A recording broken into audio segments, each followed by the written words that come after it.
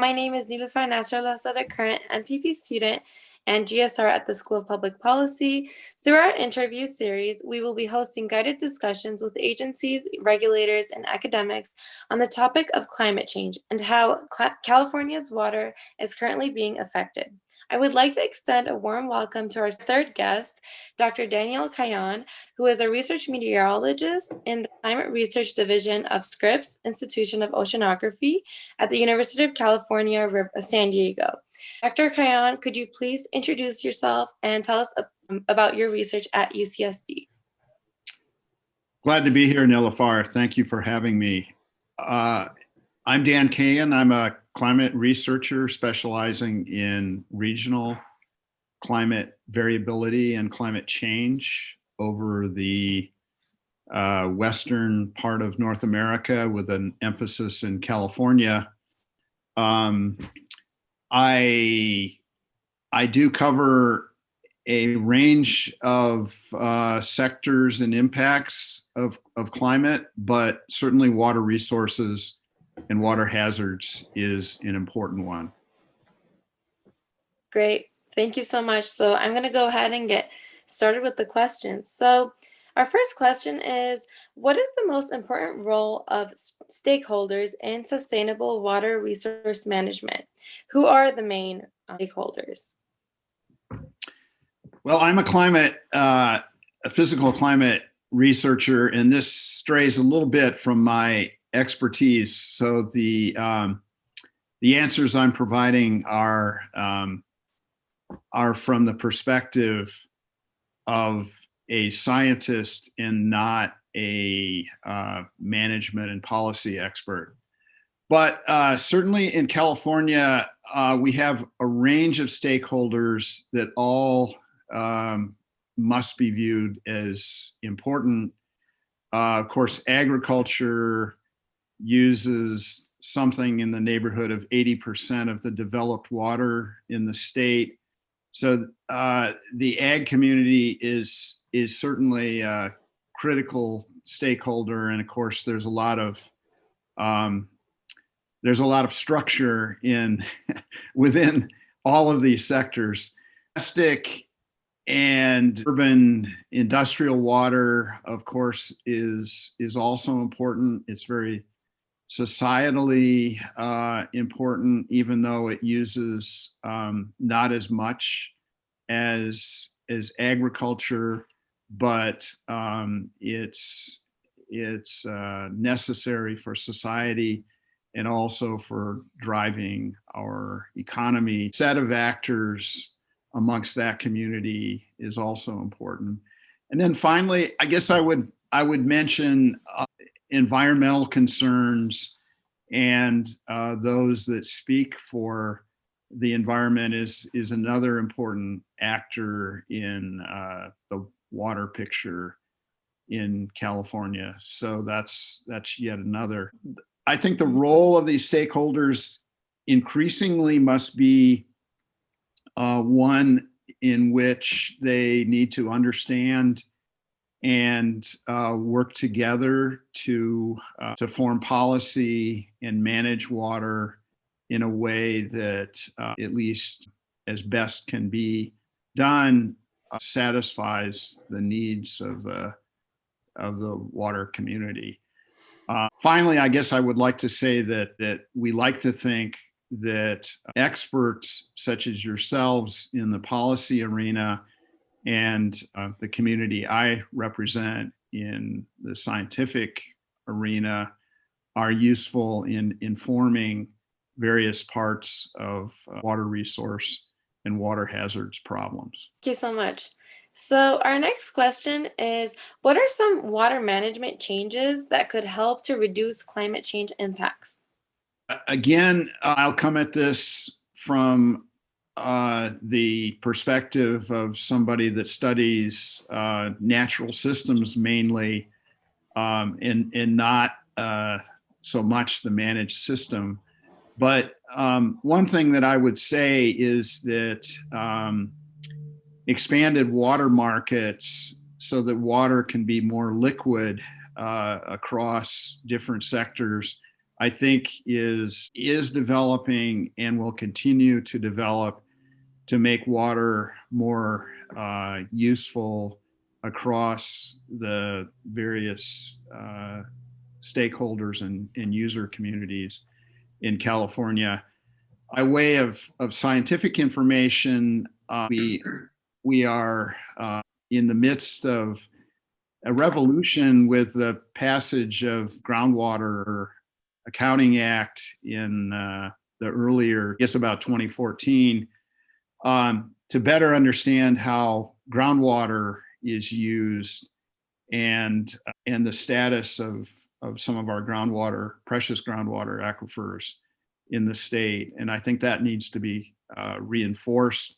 We certainly need more consistent water data and also water modeling in order to understand in a very comprehensive fashion the status of water resources across the state. Finally, an arena that is developing and I think will be increasingly important is one of better weather forecasts to inform water management practices so that forecasts can be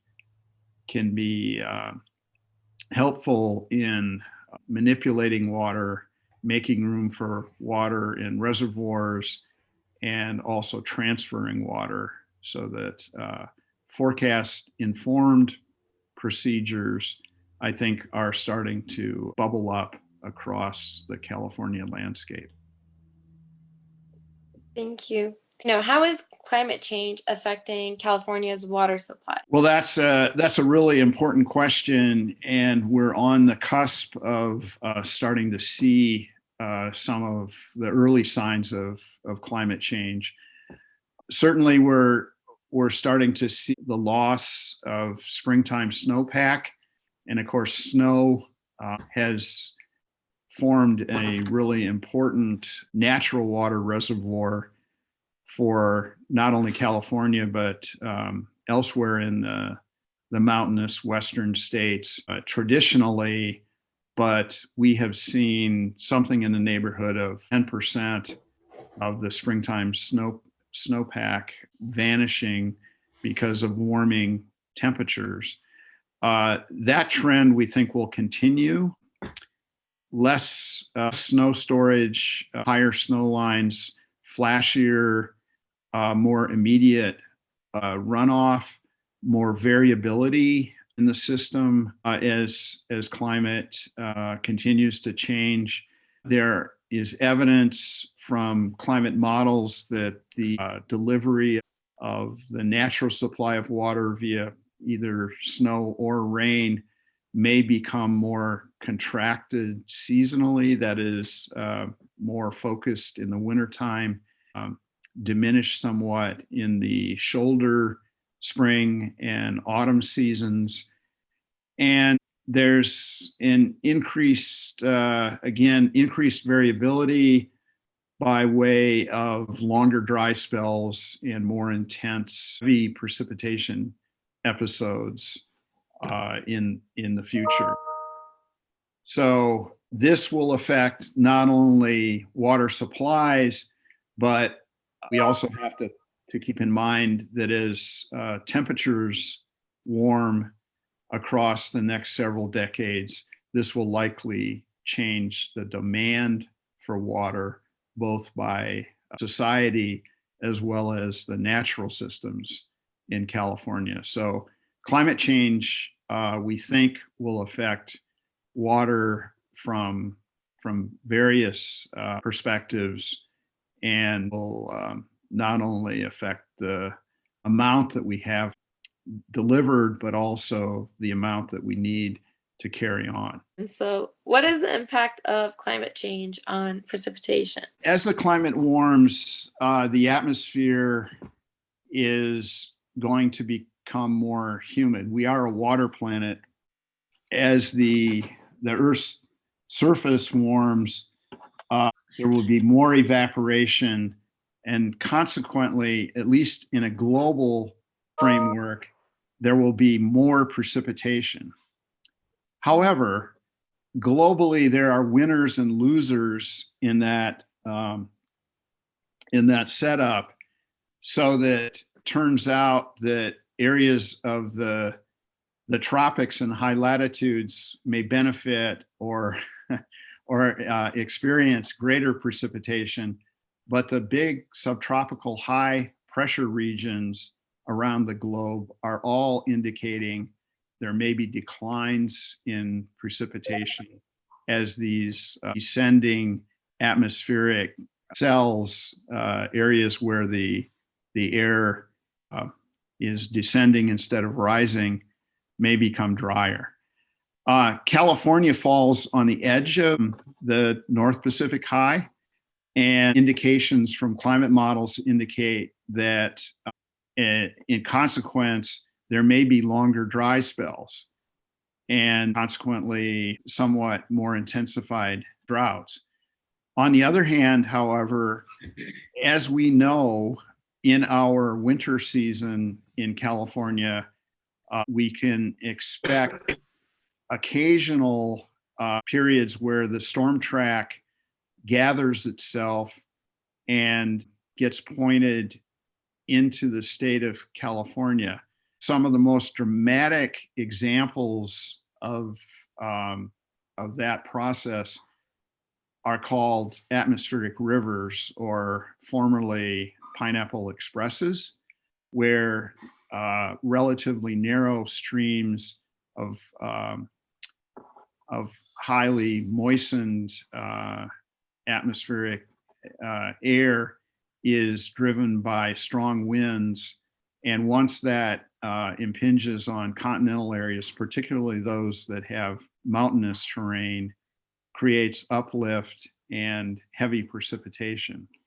Climate models are indicating that not only will we see greater expanses of dry spells, but occasionally heavier extreme events that are largely driven by atmospheric rivers as the decades go forward.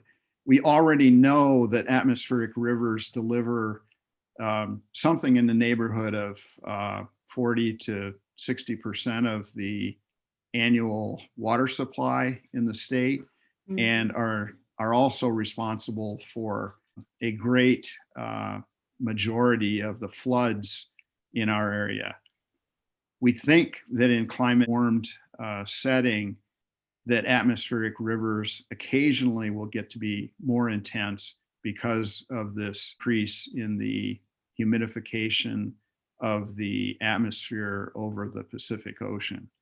So that's certainly one other problem that will have to be contended with, that to some extent over the state as a whole, we think that the increase in the heavier precipitation events will counteract the tendency for longer dry spells. So California kind of lives in the in-between area of a tendency along the northwest part of North America to become wetter, and the very southern part, Southern California, Baja California, becoming drier. But much of California, we think, will, on an annual basis, not change that much in terms of its total precipitation over a long-term average, but it may find that precipitation is delivered in greater bursts. That is, will have more volatility.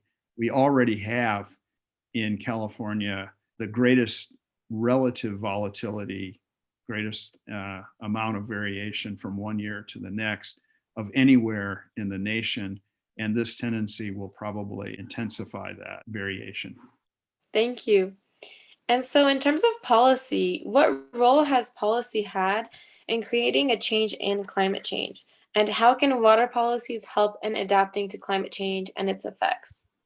I would say that policy has had a relatively minor role in counteracting climate change to this point. Of course, there's internationally been noble attempts to organize and reduce greenhouse gas emissions to mitigate climate change discussion. If you're thinking of more policy related to regional water management, I can take a different tack. You're thinking of more regional water management and role of policy in that. I would say that what we do regionally, of course, is to some extent operating in the environment that's created over a global kind of context. Regionally, of course, there's been attempts to better understand and manage water. Sigma, the Groundwater Act that I mentioned earlier, that was enacted in 2014, is giving us at least starting to give us better information regarding depleted aquifers and groundwater use.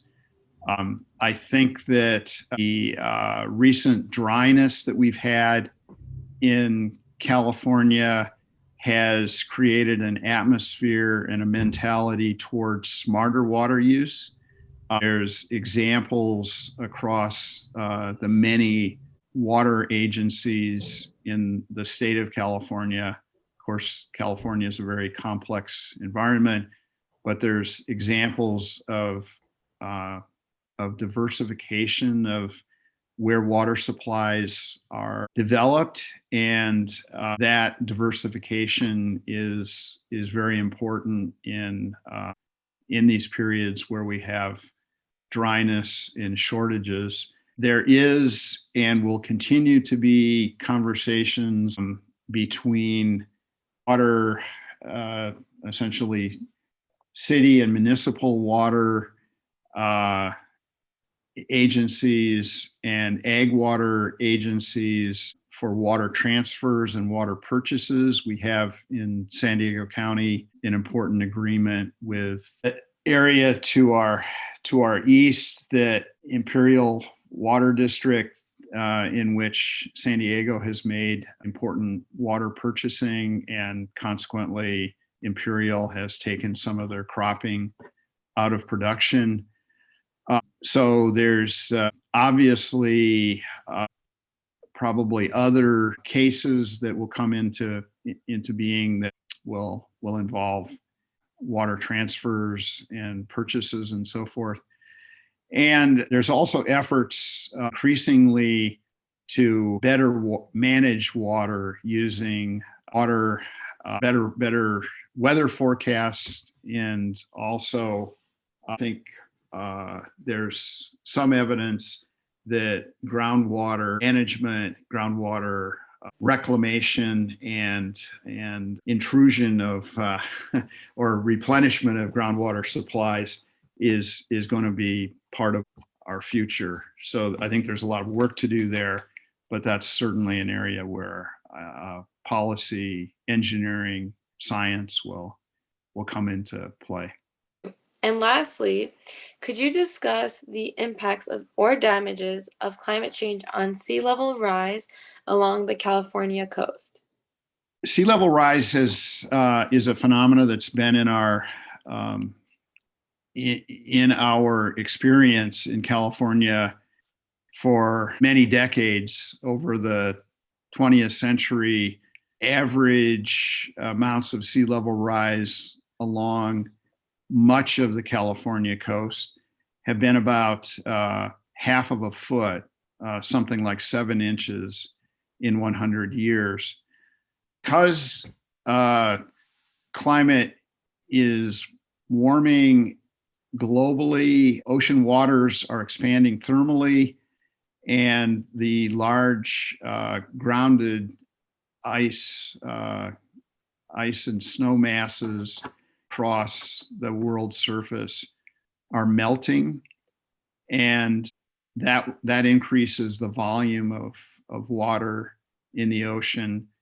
The upshot of that is that sea level rise that is expected over the next several decades may well increase in rate by at least threefold over that we've seen historically, with mid-range projections by the end of the 21st century to be something in the neighborhood of 3 feet of increase in sea level above historical levels.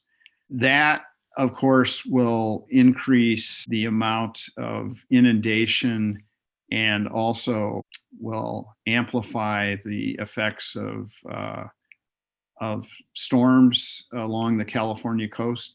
Of course, we don't really have the hurricane problem that the Gulf Coast and some of the East Coast states have, but we have winter storms that deliver lots of potential for coastal erosion, damage to infrastructure, including water facilities along the coast. That will possibly increase also saltwater intrusion.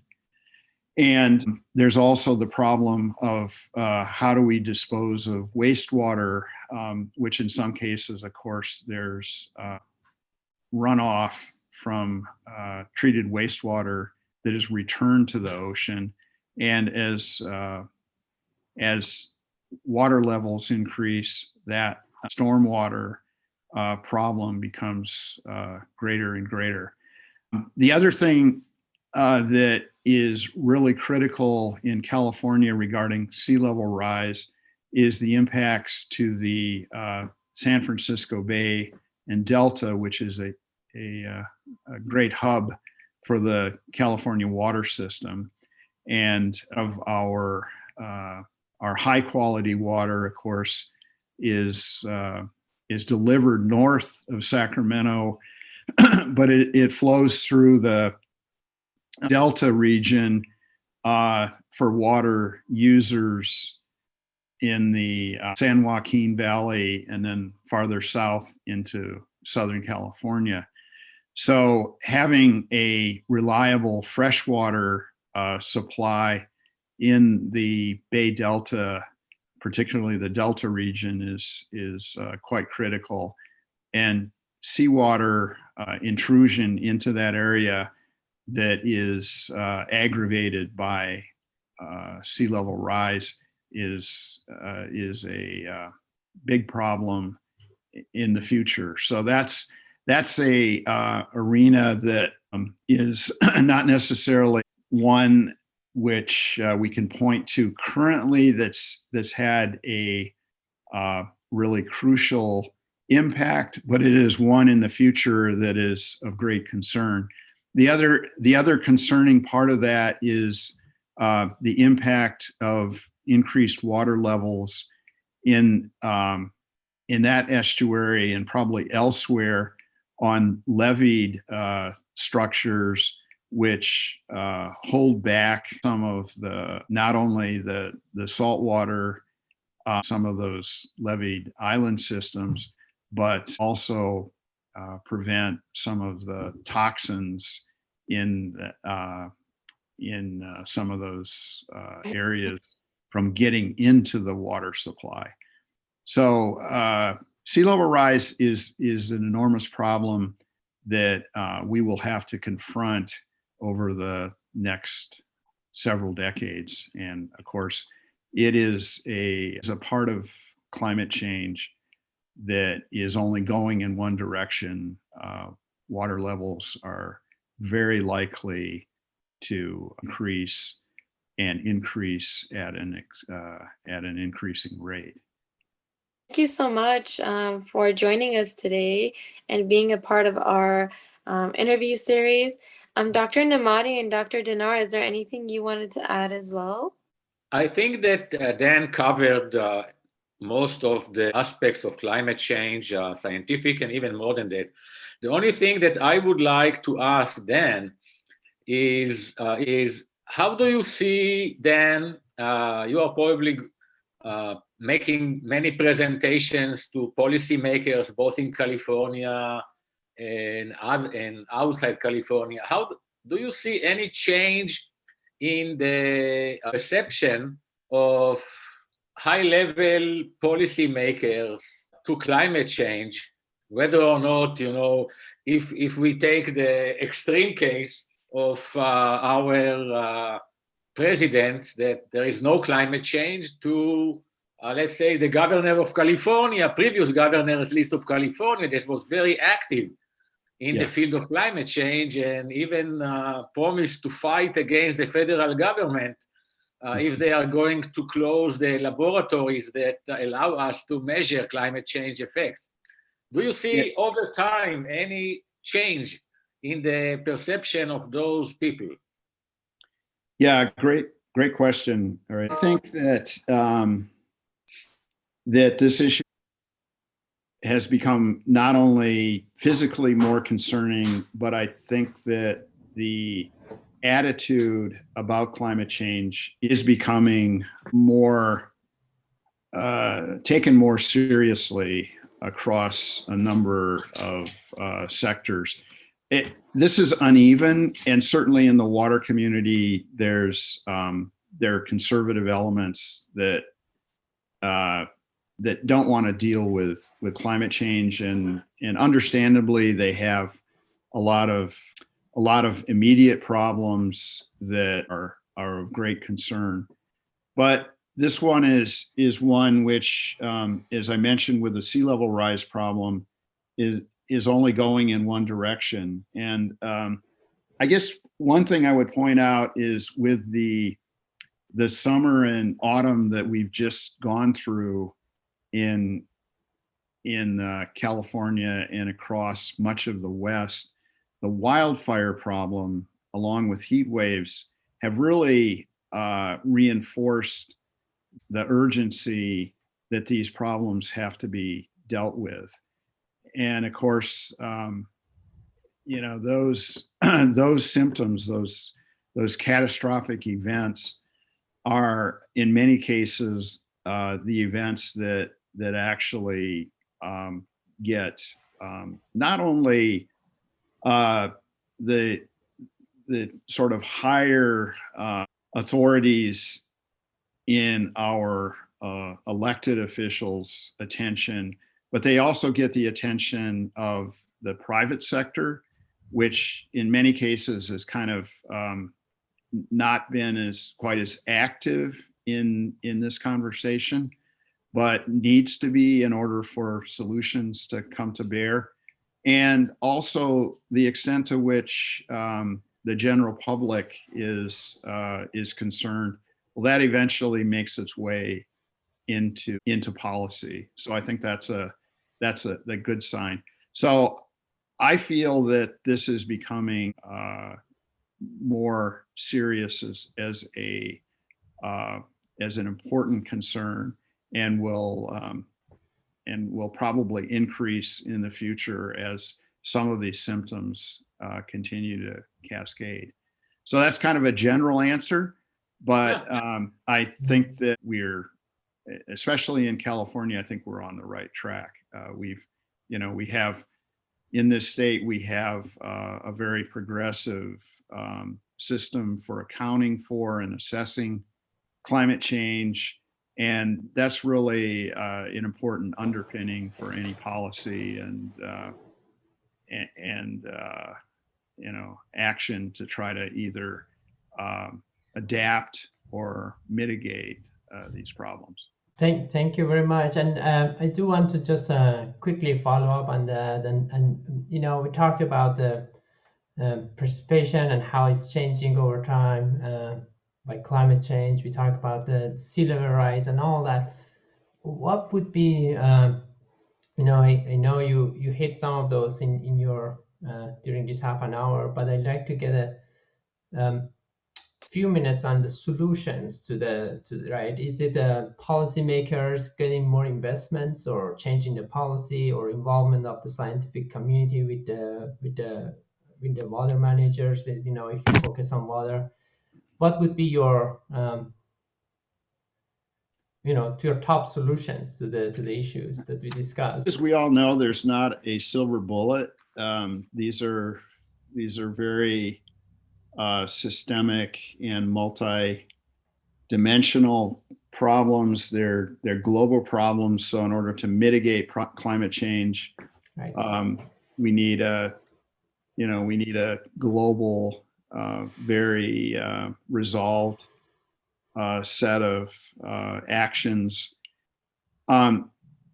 So there's kind of two sides to that coin. There's mitigation, and hopefully on the global, on the global front, we would hope that the international community can get together to try to avoid some of the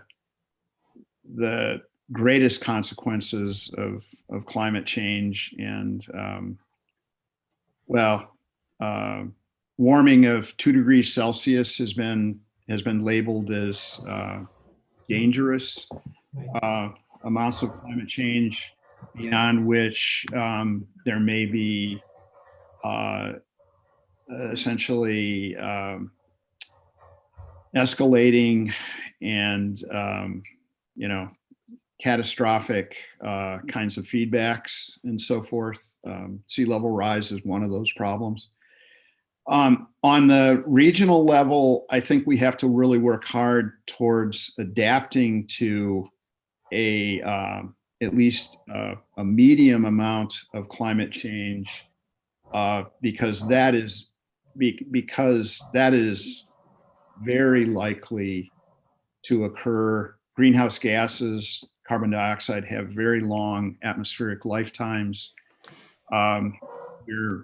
Even if we were able to immediately turn off greenhouse gas emissions, we would still face a warming Earth because the Earth's surface has not come into equilibrium.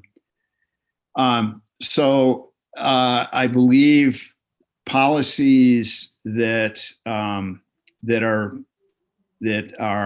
more flexible, more nimble in managing water, more able to foresee and react to extreme events, more able to capture runoff and replenish groundwater supplies. There's a number of different areas that need to be addressed, and will take multiple segments of the water community to pull that off. So it's an enormous challenge, but the good thing is that we've got a lot of horsepower in California, and we, when you think of the degree of engineering and innovation that exists in the California water system, that's a good platform to build upon. Thank you. Dan, we have at UCR, we have a program which is called Science to Policy. Yeah. And it is one of the most successful programs where students can get credit for being part of the program. And most students that participate in the program are students from engineering, from biology, and this is actually the trick of how to transfer the ideas in the heads of scientists like you to make them available and understood by policymakers. So you have passed the test today, even though you think that you didn't give us answers that we wanted, but to see a scientist trying to struggle with answers about policy, this is heartwarming. Yeah. I'm sure the struggle came through loud and clear. But that's a great program, and I think that so much for joining us, and we learned a lot about your perspective. Thank you for making it possible, because without you, this series would not be complete. Well, thanks, Nilafar. Nice work. Thank you. And keep it up.